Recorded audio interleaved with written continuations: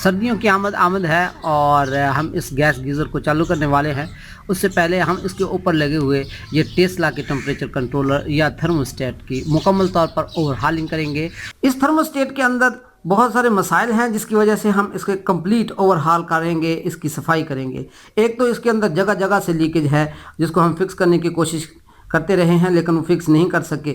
उस लीकेज को रिमूव करने के लिए हम इसकी गैसकेट, अंदर वाली जो गैसकेट अभी आपके सामने खोलेंगे, गैसकेट को तब्दील करेंगे।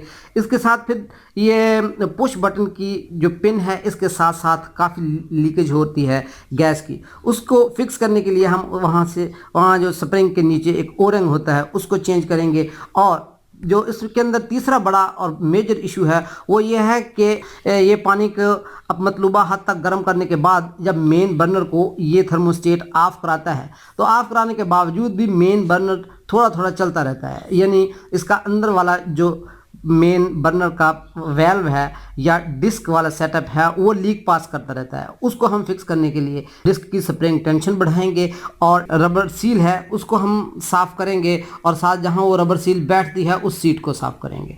तो जनाब हम इसकी ओवरहालिंग शुरू करते हैं।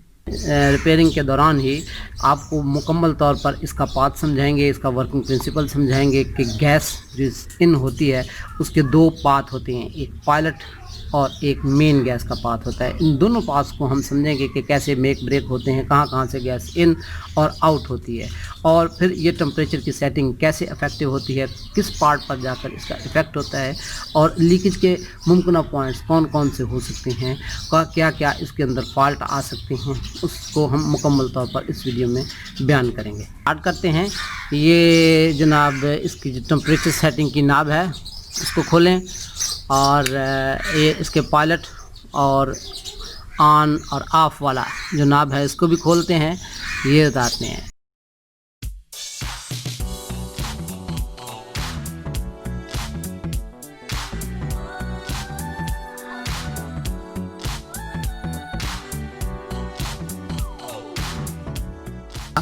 आपको सामने ये टेम्परेचर का मेन कंट्रोल होता है, बाद में हम इस पर डिस्कशन करेंगे। उससे पहले हमारी लीकेज का जो प्रॉब्लम है, या आप ये देखें कि ये जो गैसकेट है चमड़े की है या जिस भी मटेरियल की है, इसके अंदर सिर्फ ये सुराख होने चाहिए।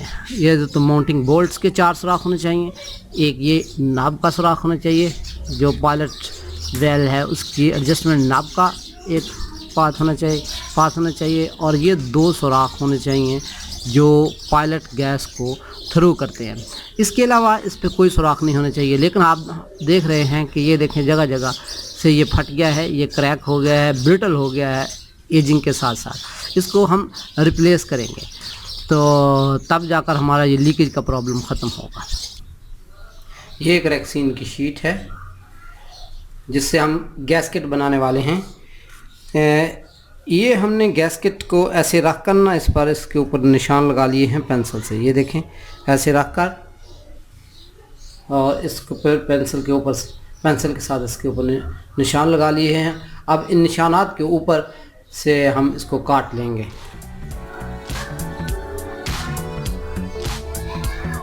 यूँ करके जनाब हम इसको काटेंगे।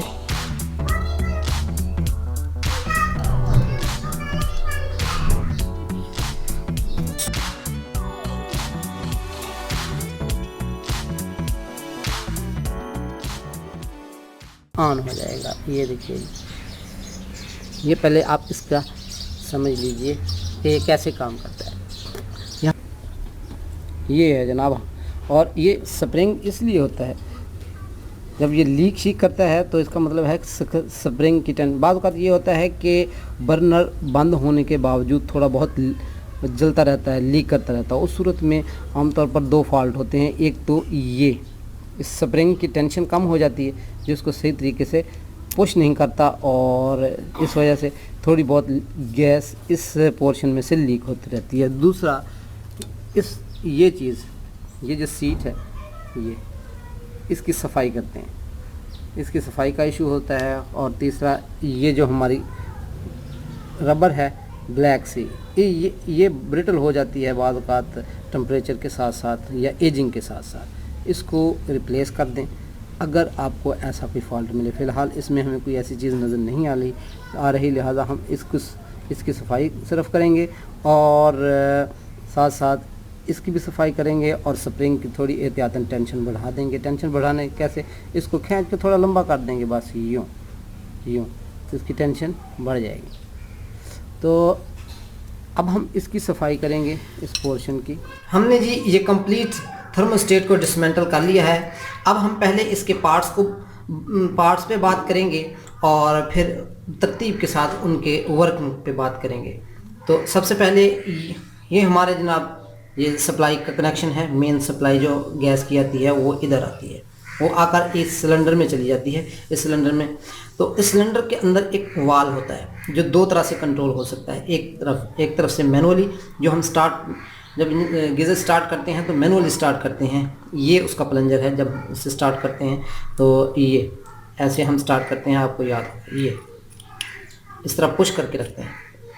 इस तरह पुश करने से फ़ायदा क्या होता है, दूसरी तरफ से ये वाल्व जो है ये एक इलेक्ट्रोमैग्नेटिक से कंट्रोल हो सकता है, ऑपरेट हो सकता है। ये जो वो इलेक्ट्रोमैग्नेट है और ये इसकी डिस्क है, इलेक्ट्रोमैग्नेटिक की डिस्क है जो वेल को कंट्रोल करती है। और इलेक्ट्रोमैग्नेट की ये कॉइल है, इसके अंदर कॉइल है इलेक्ट्रोमैग्नेट की, जिसमें से करंट फ्लो करता है और वो फिर मैग्नेट बन जाता है। अब ये करंट कहाँ से आता है, थर्मोकपल से। ये वो थर्मोकपल है जी, ये इस तरह कनेक्ट होती है। ये थर्मोकपल के इलेक्ट्रिकल कनेक्शन है। इसी तरह के इसके फीमेल कनेक्शन इस वेल के अंदर बने हुए हैं, अगर आप देख सकें तो।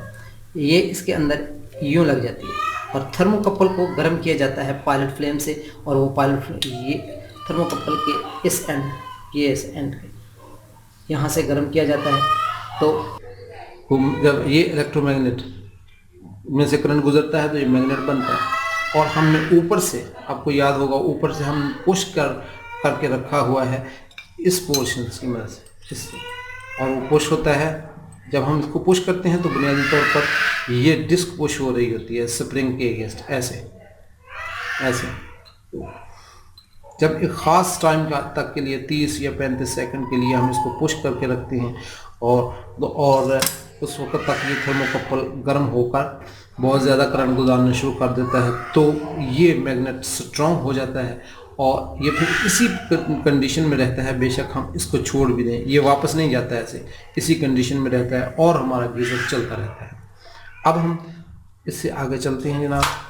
ये हो गया हमारा जी गीज़र का सबसे पहला वाल्व। इलेक्ट्रोमैग्नेट की वजह से या हम मैकेनिकली इसको पुश करके जब वो वाल्व खोल देते हैं तो हमारे वो जो गैस है उसके आगे दो रास्ते बनते हैं। उसके एक रास्ता ये है कि वो इस पोर्शन में जाए, हमारा जो सिलेक्शन वेल है जिससे हम ऑफ करते हैं या पायलट पे सिलेक्ट करते हैं या ऑन करते हैं गीज़र को, इस पोर्शन में आता है। अगर आप देख सकें तो ये देखें, वो ये सुराख है, ये सुराख है।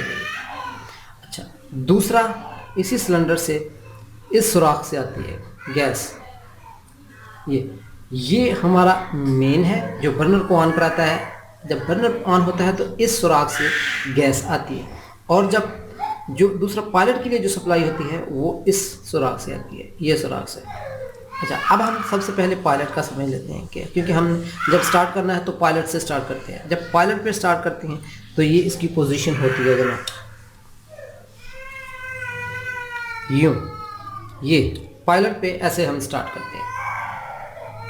जब पायलट पे स्टार्ट करते हैं तो होता क्या है, बुनियादी तौर पर यहाँ से गैस आती है इस तरफ, और ये इससे ये इसके ऊपर लगी होती है ऐसे, आप ये समझिए ऐसे।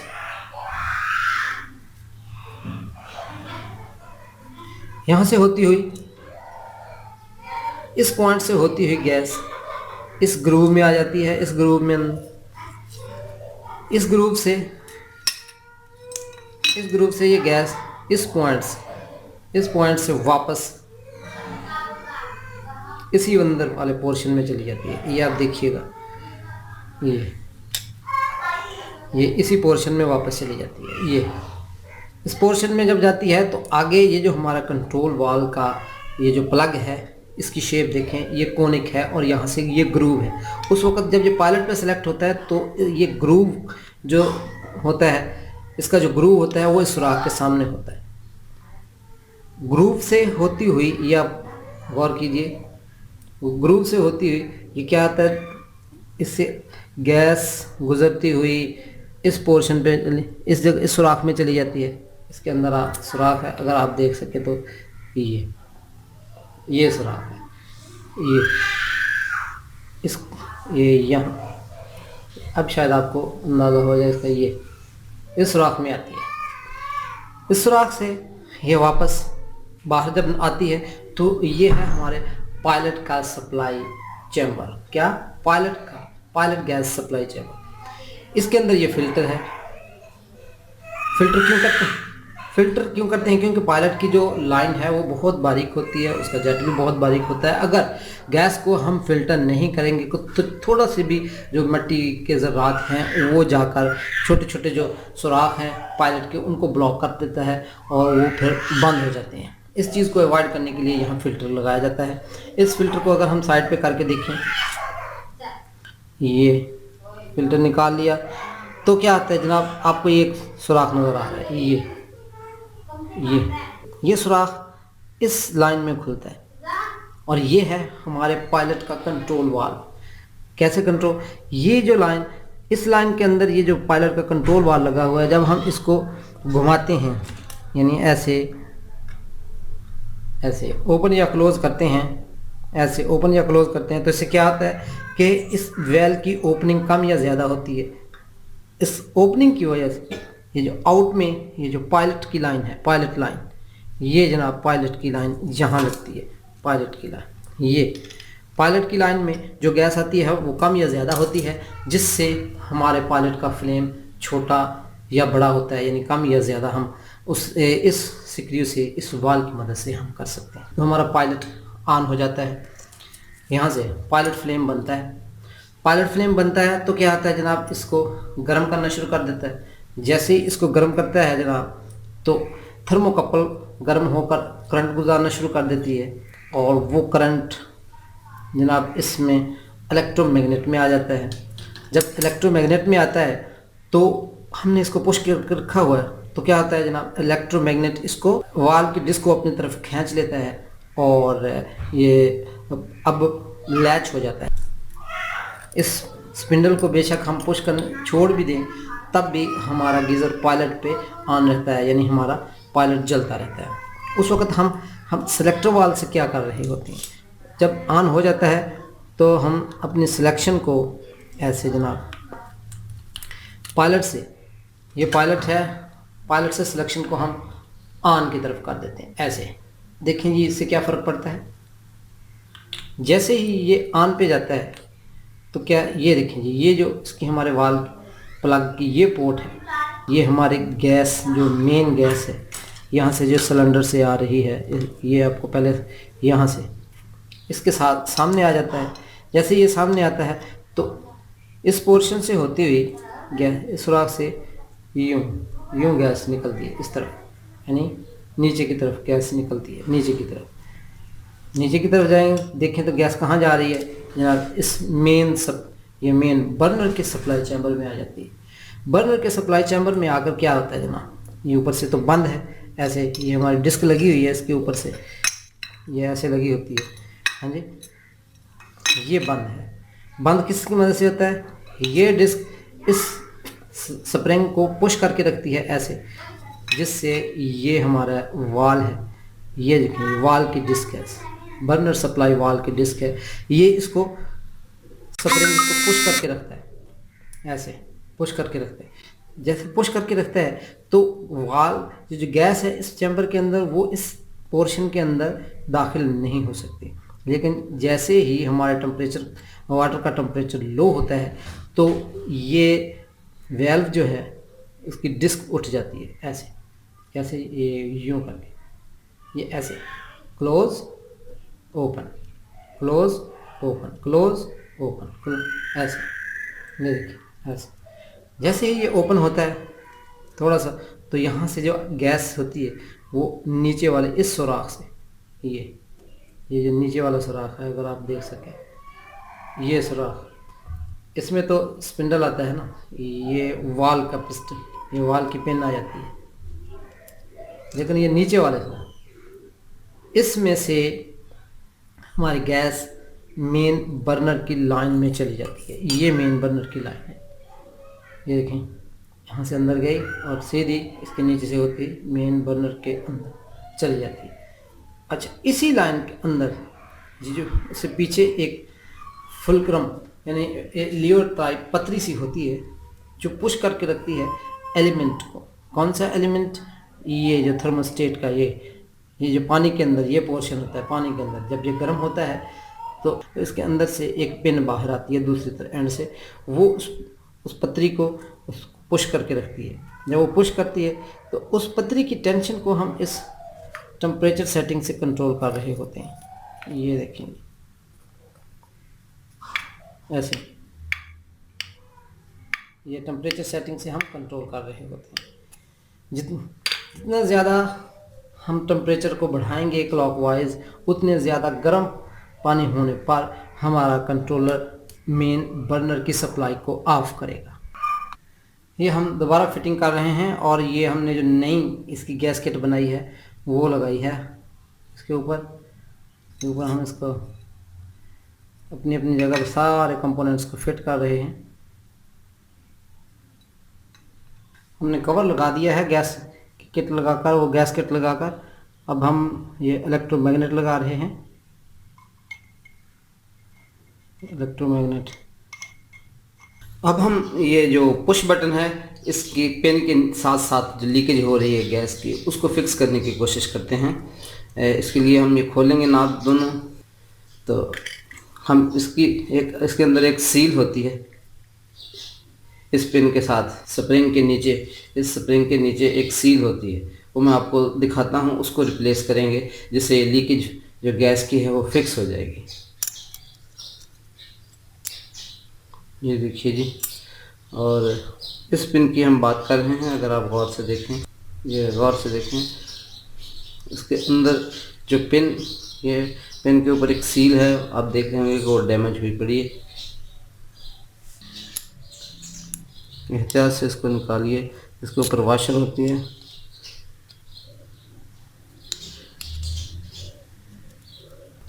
इसके नीचे जो इसकी सरफेस है, जिधर जाके ओरिंग में बैठना है उसको ज़रा अच्छी तरह साफ़ कर लीजिए। अगर सही तरह ओरिंग नहीं बैठेगा यहाँ तो फिर लीकेज होगी, इसलिए इसको ज़रा थोड़ी मेहनत के साथ साफ़ कीजिए।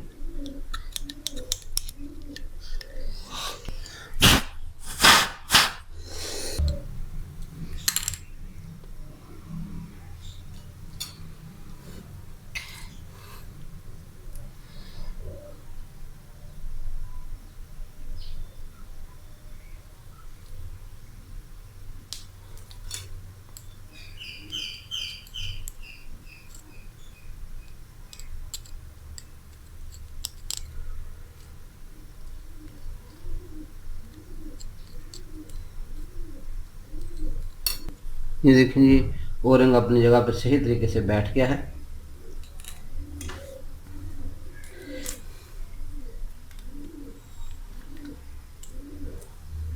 अब थोड़ा सा जो ओरिंग में प्ले है, थोड़ा बिल्कुल ओरिंग हमें प्रॉपर साइज़ का नहीं मिला जो बिल्कुल फंस कर जाए, इसलिए उस प्ले को कंपनसेट करने के लिए हम ये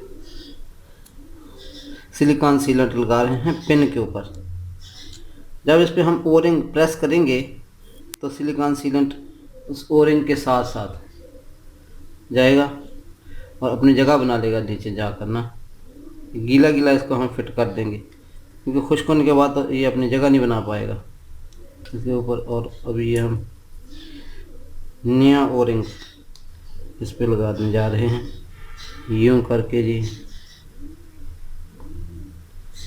ये, और इसके ऊपर ये स्प्रिंग लगाएंगे। ये बिल्कुल अपनी जगह पे जाकर बैठ गया ये परफेक्टली। और अब हम इसके ऊपर अब ये वाशर रखेंगे जिस पर स्प्रिंग सीट करेगा। ऊपर की तरफ से, ऊपर वाला एंड की बात कर रहे हैं, नीचे वाले एंड की बात नहीं कर रहे। नीचे वाले पे तो और ये रख दिया, सॉरी जी।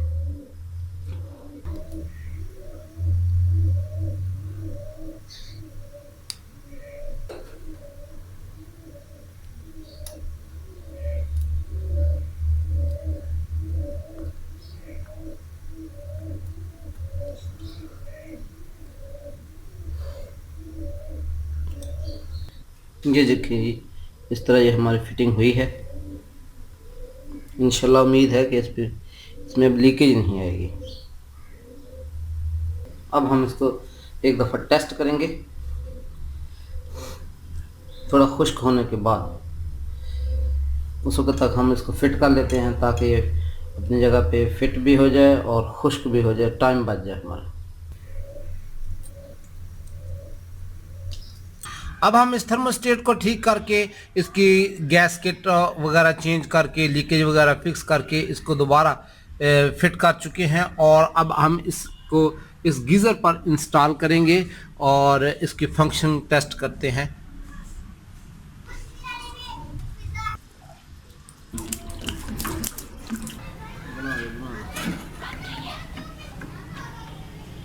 हमने ये थर्मोस्टेट दोबारा फिटिंग करने के बाद, इसकी कंप्लीट ओवरहालिंग करने के बाद दोबारा इंस्टॉल कर दिया है गीज़र पे। ये जनाब, इसका हमने गैस सप्लाई का वाल्व खोला। अब हम ये इसकी लीकेज टेस्ट करेंगे। हमारा थर्मोस्टेट इंस्टॉल है और ये जो वेल सिलेक्शन वेल की सिलेक्शन है वो पायलट पे है। और ये सारा हमने इसके ऊपर सोप टेस्ट किया है आपके सामने। ये सारी झाग बनी हुई है और कहीं से लीकेज नहीं है। हम यानी इसके अंदर गैस की सप्लाई मौजूद है, प्रेशर मौजूद है, लेकिन उसके बावजूद कहीं भी कोई भी गैस की लीकेज मौजूद नहीं है। इसलिए हमारा सबसे बड़ा मसला जो इसकी लीकेज का था वो हल हो चुका है। इसमें कोई स्मेल नहीं है, कोई लीकेज नहीं है गैस की। तो अब हम इसको ऑन करते हैं। इसी कंडीशन में बाद में हम इसकी सारी नाब्स वगैरह फिट करेंगे, लेकिन वक्ती तौर पर हम इसको पुश करने के लिए इसके जो पुश बटन है उसकी नाब लगा लेते हैं और माचिस से इस गीज़र को हम चालू करते हैं। ये देखिए जी, हमने इसको पुश बटन को पुश किया हुआ है पायलट वाले को, और साथ वो आप देख सकते हैं पायलट ऑन हो चुका है। अब थोड़ी देर के बाद हम ये पुश बटन छोड़ देंगे और देखेंगे कि पायलट हमारे जो है इलेक्ट्रोमैग्नेट वो वेल को लैच करता है, अपनी तरफ खींच के रखता है या नहीं। ये इसका दूसरा और फंक्शनल टेस्ट है। इस दौरान आप इसकी लीकेज चेक कर सकते हैं कि इसके अंदर कोई लीकेज नहीं हो रही।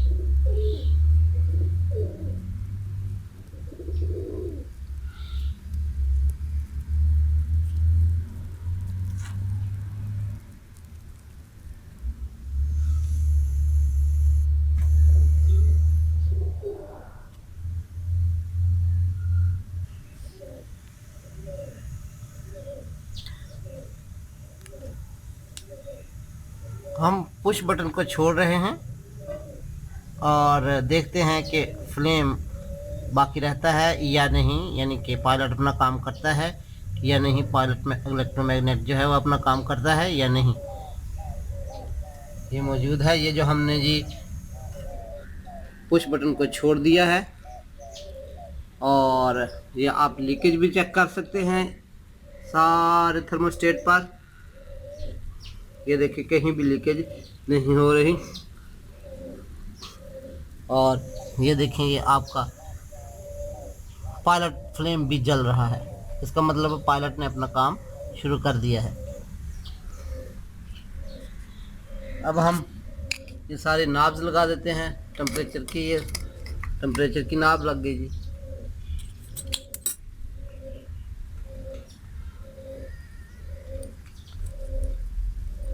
ये पायलट वाली नाब लग गई जी।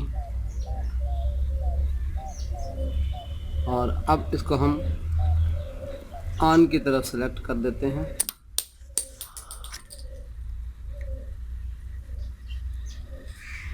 पायलट से ऑन।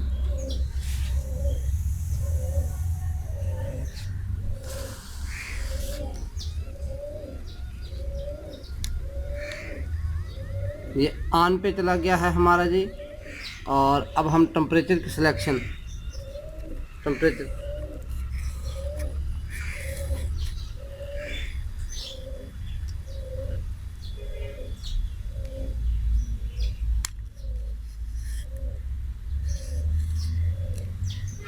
टेम्परेचर की नाब को हमने बढ़ाया और वो देखेंगे हमारा मेन फ्लेम ऑन हो चुका है। और इस जगह पे आपको कोई लीकेज नहीं मिल रही, इसलिए ये हमारा जी थर्मोस्टेट तमाम टेस्ट क्वालिफाई कर चुका है, लीकेज के और फंक्शनल भी। अब थोड़ी देर के बाद जब पानी गर्म होगा तब हम देखेंगे कि ये इसको ऑटोमेटिकली ट्रिप कराता है या नहीं।